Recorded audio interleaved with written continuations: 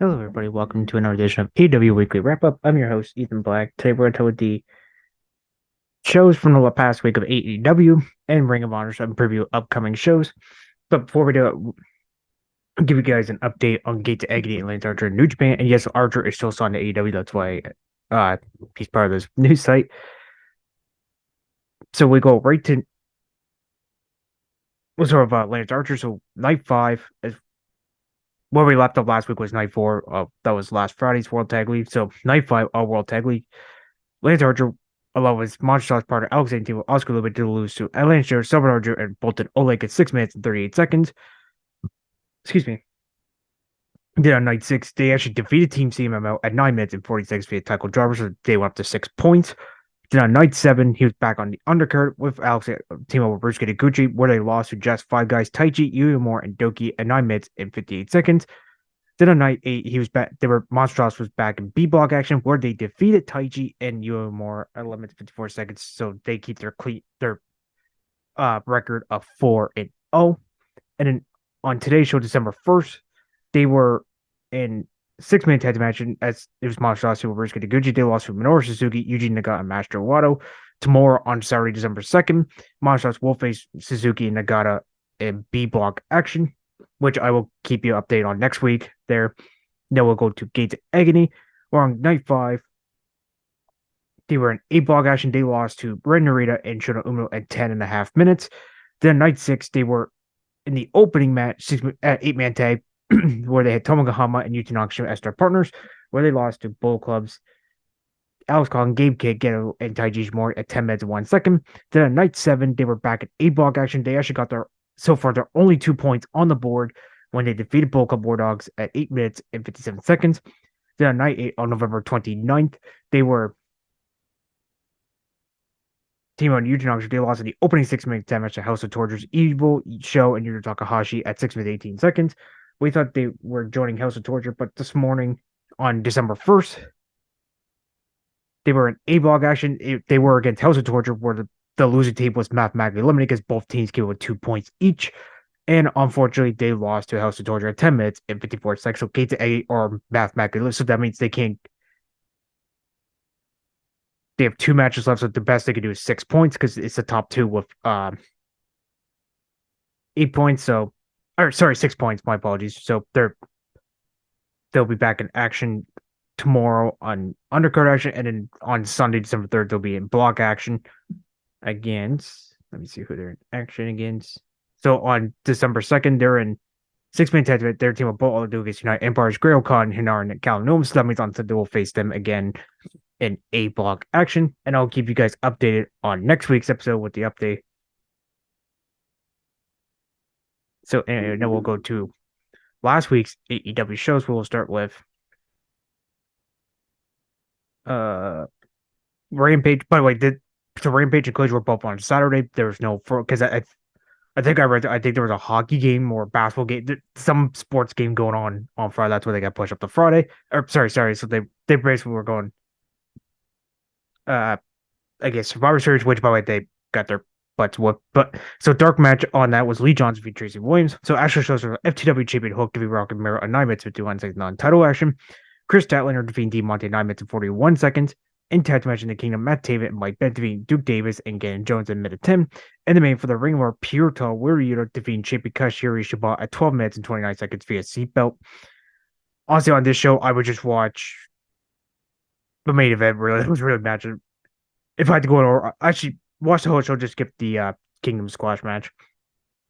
And then we go to episode 24 of Collision, where we start the Blue League action of the Continental Classic. If you missed it, so the rules, there's 2 blocks of 6, 12 men all together, gold and blue leagues.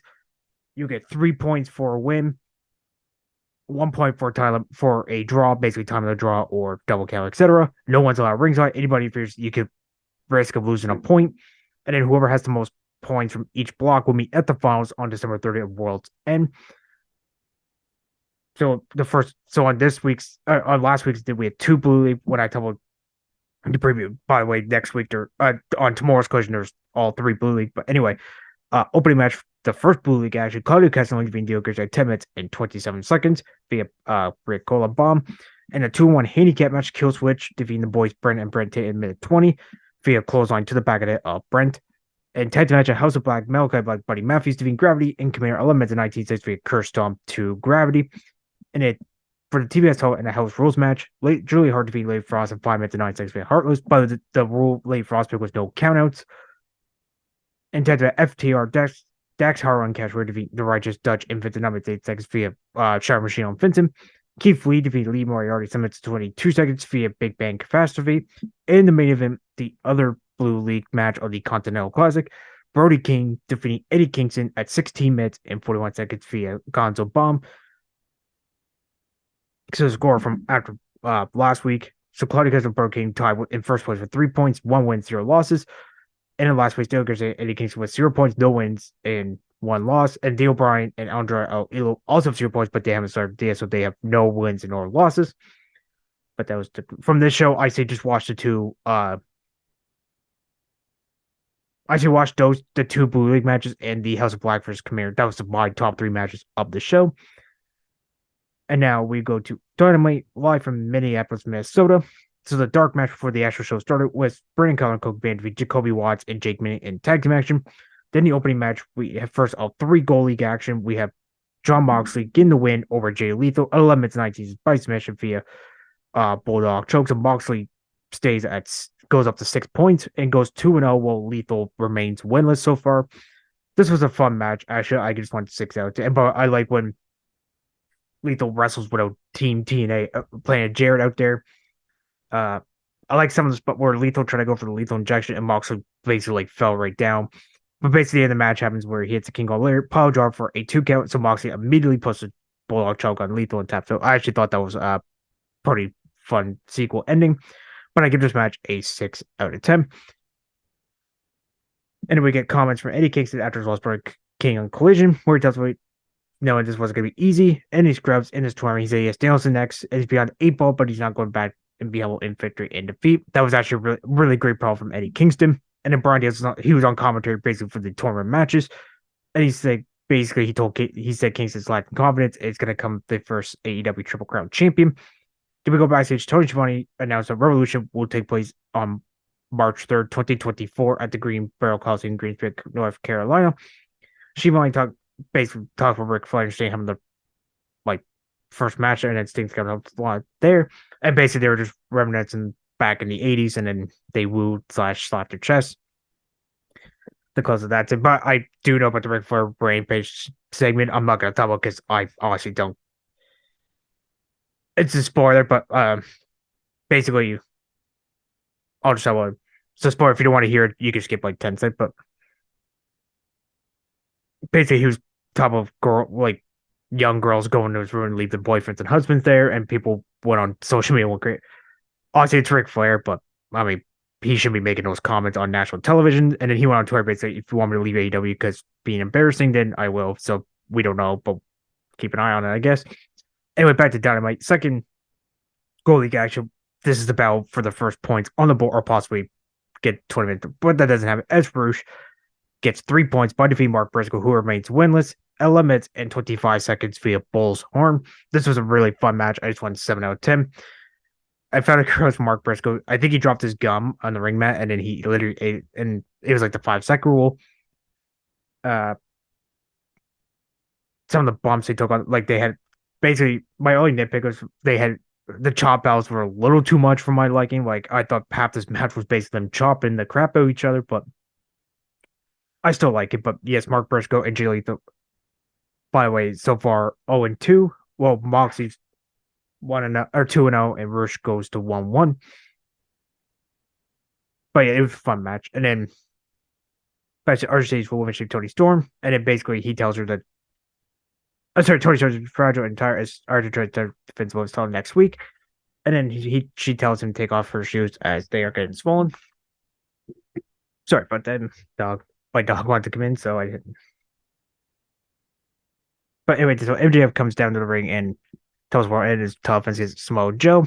But he found him from getting a poster in the mail of TNA Wrestling. And then basically he said, unfortunately, Joe wasn't given up to be world champion WWE. main roster wise, yes, but he was an NXT champion. But if you tell him like main roster, yes, okay, he's got a fair point there. That got a lot of boos. And then he thanks Joe, even though he didn't want to. And then basically talking about all the guys he beat, like CM Punk, Cody Rhodes, Brian Danielson, Cody Rhodes, etc.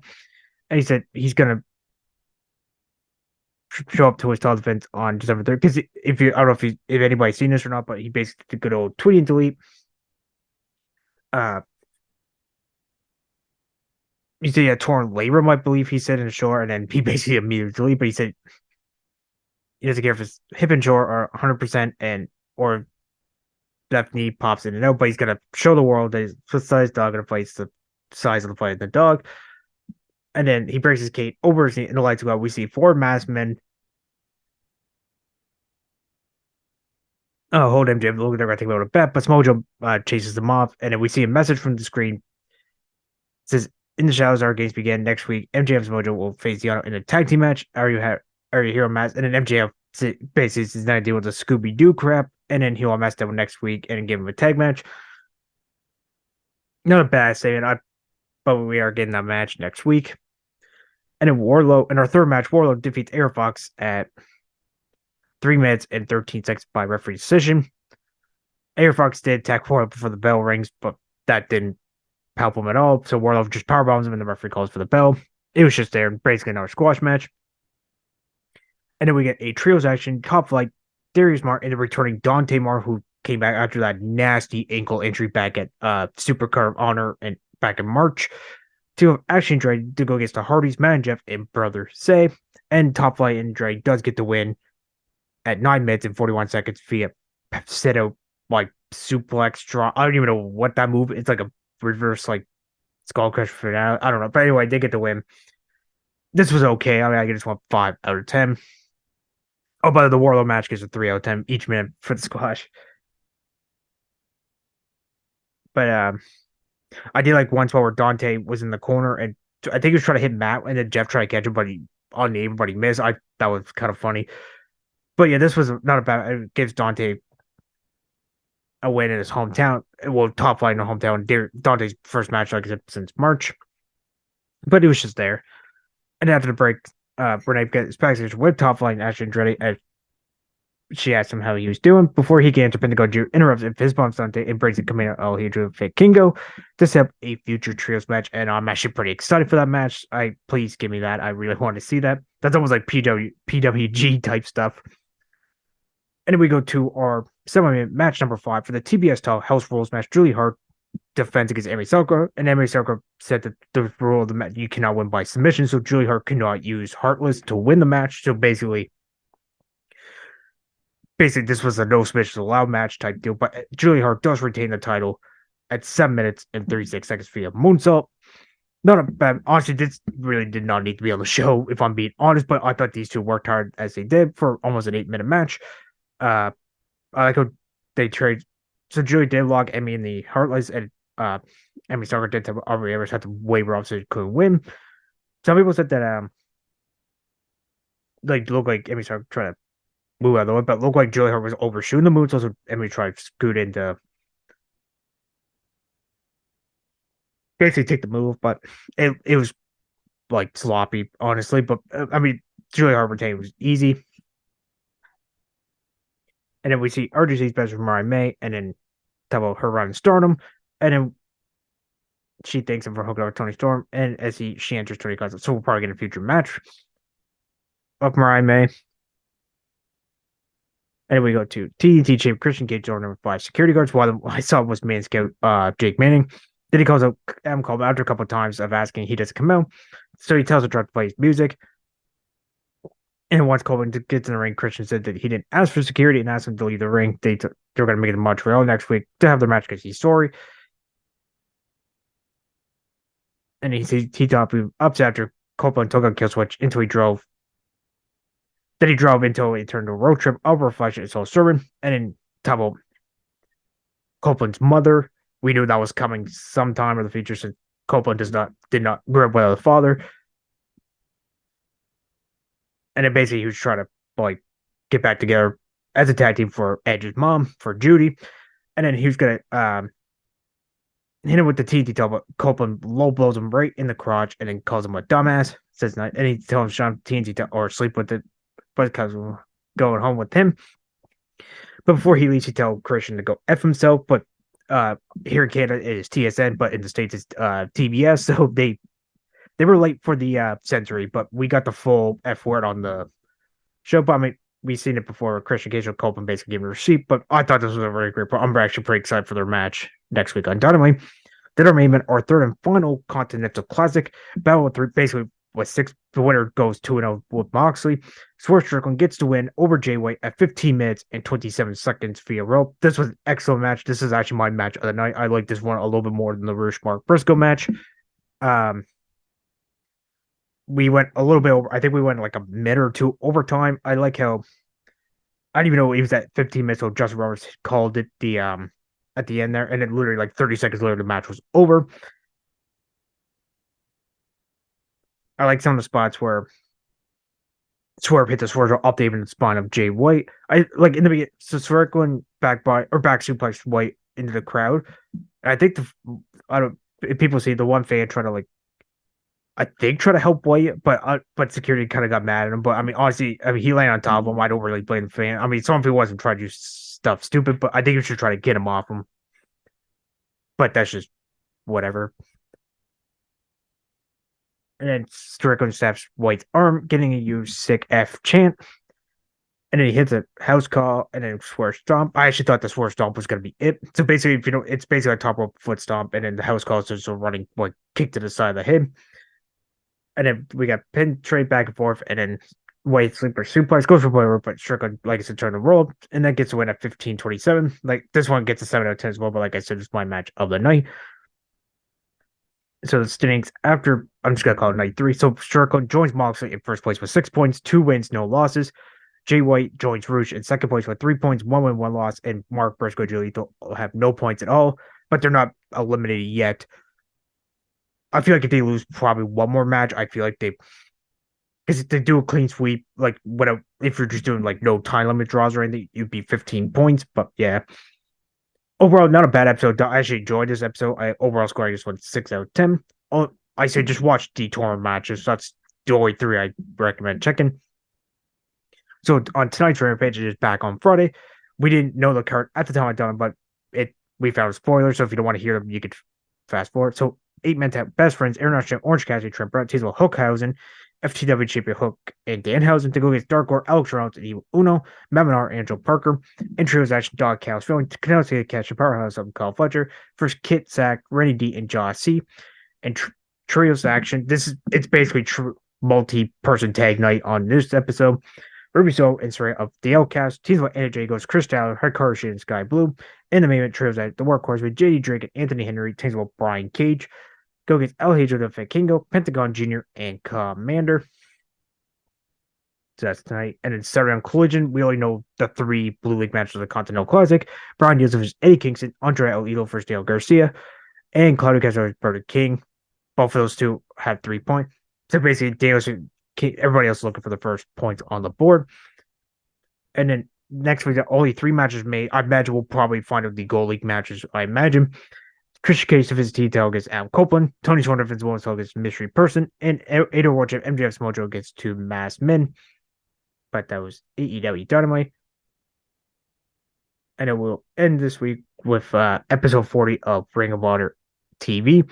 So opening match is a Proving Ground match. World Champion Eddie Case v. Lee Johnson. And that match, Dean Fair, Kelly Bro, and Sean D defeated boys Brennan and Brent Tate. Amy Salker defeated Trisha Dora. Layla Hirsch defeated Heather Reckless. Willie Mack defeated Robert Anthony. Billy Starks defeated Rhea Shafir. In the first of 2 Survival of the Fist TV Talk qualifying matches. Don Castle defeated Evil Uno. Brain Color and Cole Command defeated GP and Trevor Outlaw. And our other TV Talk Survival of the Fist qualifying match, Commander defeating Grand K Loco. In tag team match, Life Faction, Incanalway, Stresco, and Press Fans defeat Spanish Knowledge Project, in Halgo, and Sam Pentago. Nella Rose means Zoe Lynn. Butcher and the Blade defeating our Savages, Boulder, and Bronze in tag team action. In the main event, Brian Cage, 1/3 of the 6-man tag champs, defeat Action and Andretti. So they did tape the Daniels and Matt Sydal for Skull, Carter, and Griff Harrison, but that match was in a referee, so they said Daniels decided won. I think Carter was the one who had the injury scare, but Celia didn't bother airing that. Overall, 13 match. Honestly, to be honest, this did not need to have 13 match. I would have been fine with 10. I think 8 to 10 for me is a sweet spot. At 12, it's just pushing it. But honestly, like, you did not need to have 13 matches on the show. I probably would have cut 3 or 4 out of the show.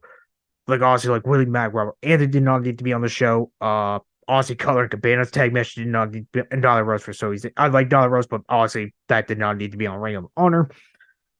But matches I recommend check it out. I say the Ring of Honor World Title Purple Crown match. Billy Starks for Sphere and Commander for Cranky Loco. That's and also Butcher. That one wasn't too bad. And we also found so after Billy Starks' match, Athena did a mid train graduation with Lexi and Billy Starks, and then basically Athena was like promoted Lexi to best friend and stuff. And Billy Starks heading off and turned on her by shoving her in the barricade and holding up the Ring of Honor Women's title. And then final bout is on Friday, December 15th. It's exclusively on Honor Club, so basically you can't buy it, you have to get Honor Club. Unless you don't want to pay Honor Club like me and find a free live stream. And that's what I've been doing, to be honest with you. I'm not paying like $20 or $15 a month for Honor Club. Sorry, that's not happening. But 2 matches made. So the Sparta Fist TV title match, basically, it's just basically a fatal 6-way elimination match. Only 2 men we know so far is Dawn Council Commander, and the women's title will be on the line as Athena will defend against Billy Starks. Tony Khan did make that match official during his backstage pro with Lexi Nair. And then only match we know so far, or only thing we know so far for next week's Raw is a contract between Tony Nese and Ethan Page. But that is the show for this week, guys. I'm your host, Ethan Black. I'll be back next week telling the usual stuff. Have a good weekend and stay safe. Thanks for listening to the WWE Podcast. Don't forget to subscribe on your favorite podcast app so you don't miss a show, or head to WWEpodcast.com. And for all of these shows ad-free, head over to patreon.com/WWE Podcast. Until then, we'll see you next time.